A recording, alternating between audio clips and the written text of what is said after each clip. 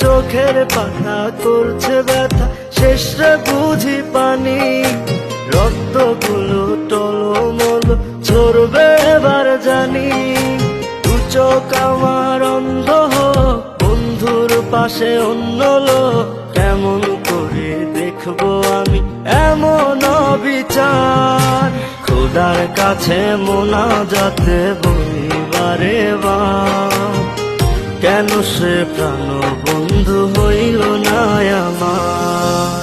নই কি আমি তার যোগ্য, নাকি আমার এমন ভাগ্য, এত ব্যথা সইতে আমি পারবো না যে আর।